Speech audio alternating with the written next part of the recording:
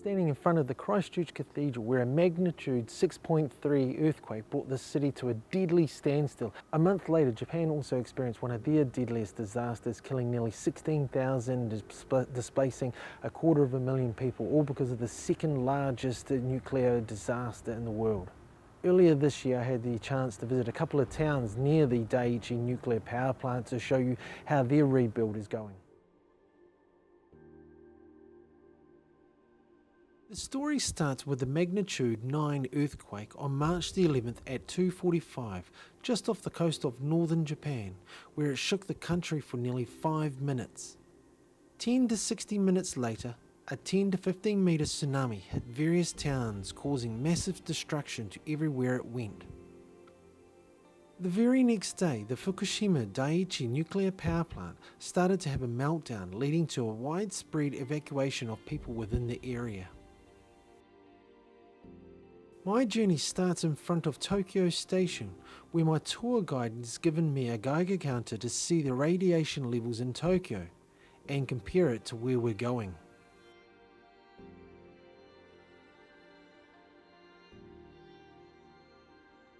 As we start to get closer and closer to Fukushima, we start to see things like abandoned buildings, trucks carrying contaminated soil, areas stacked up with big black bags also filled with contaminated soil. The readings of radiation start to climb as we get closer and closer too. We also see huge solar farms, as farmers cannot use their land any other way now. And what is part of the rebuild are new towns being built to house the many workers that have to work here on a daily basis. Namie is a town located in the Fukushima prefecture on the coast and had a population of nearly 18,000 people, but now it is around about 1,200, of which most are workers helping with the rebuild. The economy of Namie was mainly commercial fishing, agriculture and food processing, but because of the fear amongst the population of eating radiation contaminated food, all of this has stopped.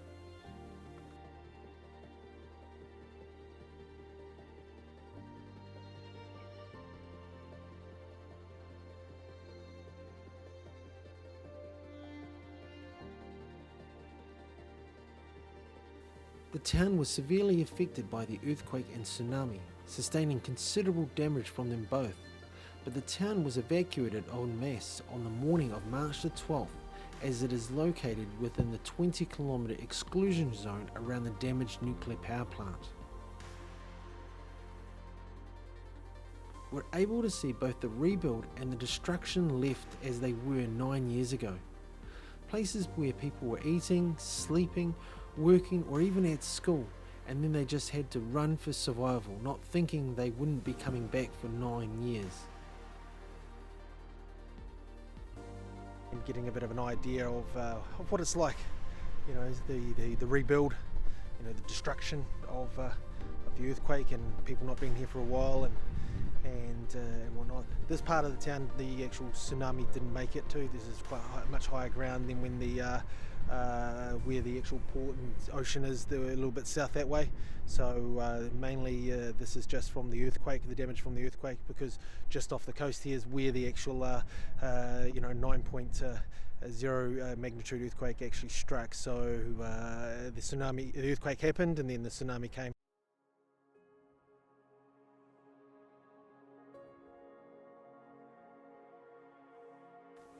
The rebuild here has taken off since the order to reopen the town in 2017 was lifted. Little by little the debris has been cleared, old buildings are being demolished, people and businesses are coming back. March this year, the very first train arrived at the station. New roads and buildings are being built, and even a new 7-Eleven convenience store was opened this year. People are coming back and rebuilding their homes and planting gardens.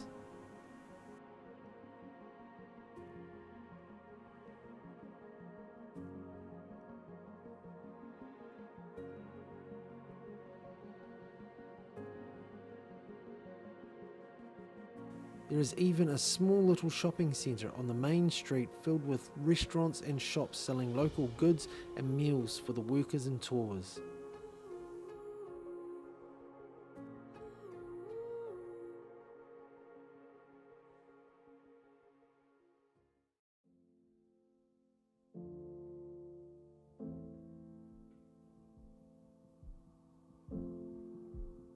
Our next stop is to the Ecuador port and coastline. This area is being built pretty quickly, with the port and new Tsunami wall being built. There are only a few buildings left standing from the tsunami, as most were swept away. You can also see just how close we are to the nuclear power plant at around 5 kilometers. The Ecuador Primary School is one of the few buildings still standing, which is located a mere 200 meters from the coastline, and in an earthquake or tsunami, it is a designated evacuation point for the town. At the time of the earthquake, there were about 80 students aged between 6 and 12 at the school, so it was suggested to keep the kids there. Thankfully, the staff decided to take the students to a nearby hill where they were safe. The clock stopped at 3:38 when the tsunami hit the school and cut power to the clock. Things have been tidied up a little bit since then, but you can see the damage the huge wave did. You can even see the watermark on the side of the building at about 10 meters high, so no one would have survived if they had stayed here.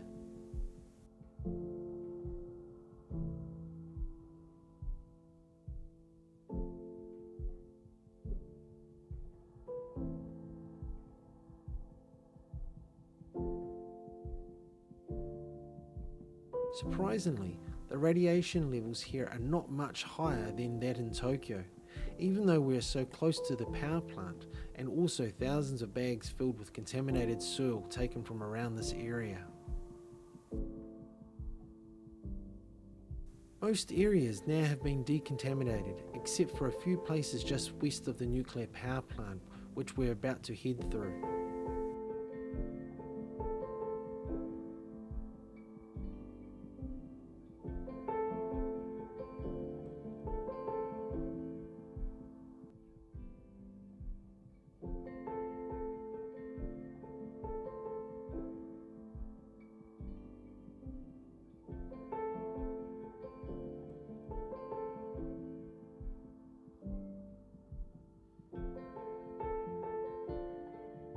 We take a little detour off the main road and are told we cannot stop here, otherwise we'll be in serious trouble. But we get a good look of the nuclear power plant through the cranes. We can see a couple of the towers to the reactors too.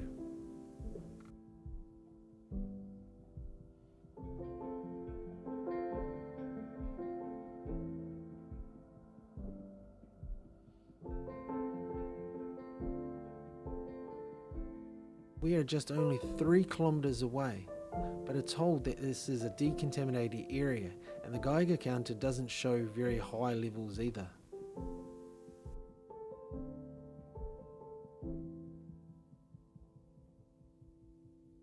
But moments later we go through one of the hardest areas to decontaminate, which is a forest, and then the levels jump up 3, 4, 5, even 8 before slowly coming back down.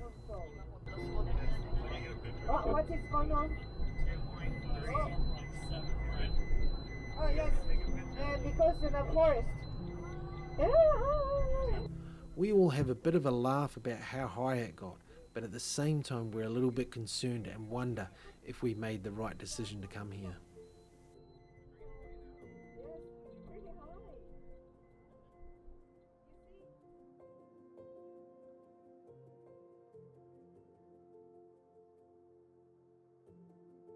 As we drive through the no stopping zone west of the power plant, we start to see more and more brave people that have to come here every day to work to make this area livable again.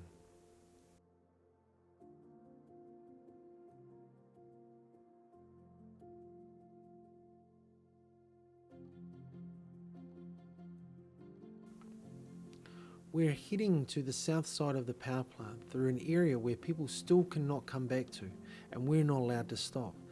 They call it the Barricade Street because of all the barricades blocking the entrances to people's houses. Petrol stations, pachinko parlours, restaurants and various other stores are just left the way they were evacuated. Sure, some have been vandalised, but for the most part they stay abandoned and contaminated.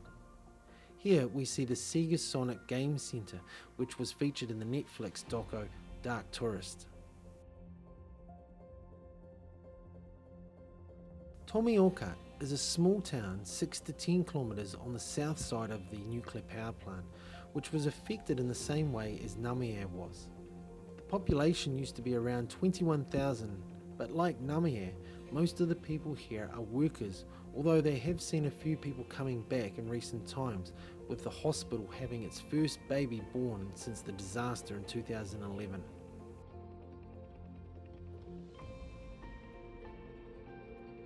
The area here had a lot of damage from both the earthquake and the tsunami, so they have put a lot of time and effort into building the port and the tsunami wall to protect the town so close by.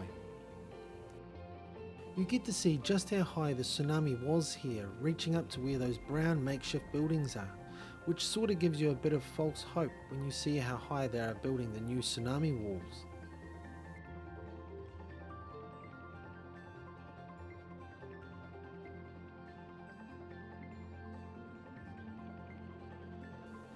A little bit closer to the nuclear power plant is a street that in springtime is lined with beautiful cherry blossom trees, where on one side is open for people to return home and on the other side is closed because it still hasn't been decontaminated yet.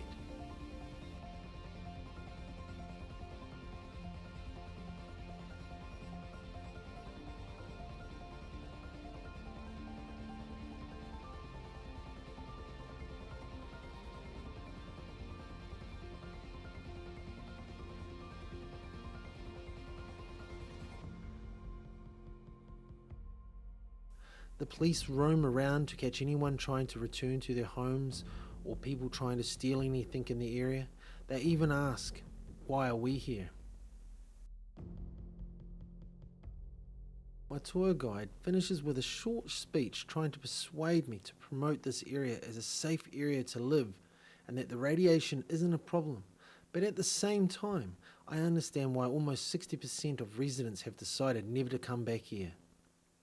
It has been a tiring and long day touring this area, but I have seen how two small towns are working hard to rebuild themselves from 3 disasters, one of which will take at least another 20 to 50 years to fix.